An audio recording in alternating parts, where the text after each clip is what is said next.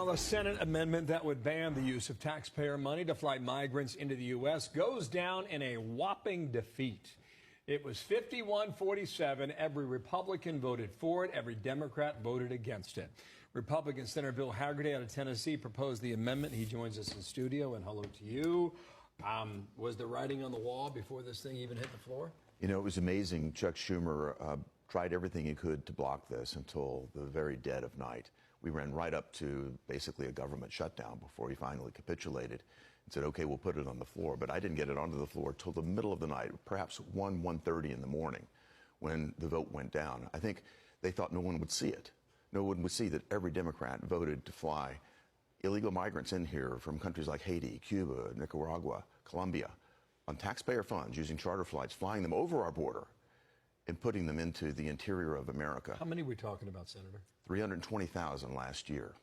320,000 illegal migrants in this program just last year. Over a 12-month period. Over a 12-month period. This year, could it meet that number again or go even higher? I certainly think so, since every Democrat voted to continue the process. And here's the reason they're doing it.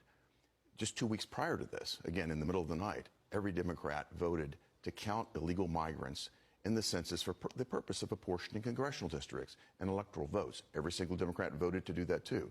We don't do that with people that are here on diplomatic missions, people that are here on vacation, yet they want to count illegal migrants. But does it surprise you that with some of these tough Senate races that the Democrats face, because it's likely that Republicans could, if Republicans play their cards right, and Lord knows they could screw it up, but they could take back the majority in the Certainly. Senate.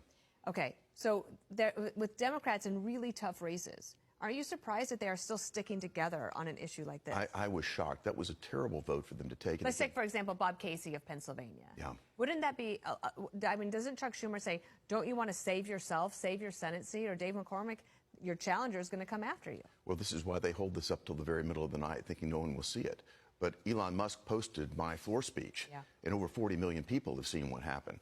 So the Democrats are being outed. Bob Casey ought to be deeply, deeply concerned about these terrible votes that he's taken. Again, the motive behind the crime at our border is the ability to count these illegal migrants in the population so that they can hold on to their congressional districts and expand their electoral power here. Let's rip through a couple things, because it's an election year. What is it, 220 I don't know. something like that, thereabouts.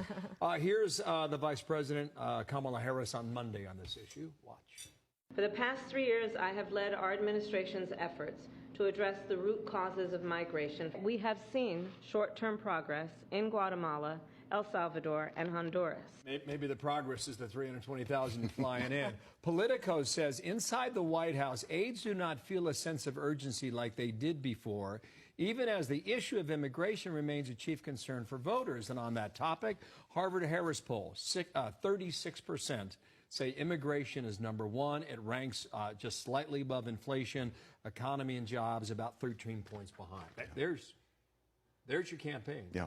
There's your Absolutely. election in November. Absolutely. And I think the fact that the media has backed off is absolutely due to the fact that they ramped up, the Biden administration ramped up the media before their fake border vote. You know, they had a border security bill that wasn't a border security bill.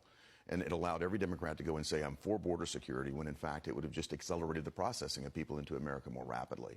And now the media is not on it. The Biden administration is walking away from doing anything at the border. If you think about it, the first 100 days of Joe Biden's administration, he passed 94 different executive orders to tear down Trump's border protection program that was working.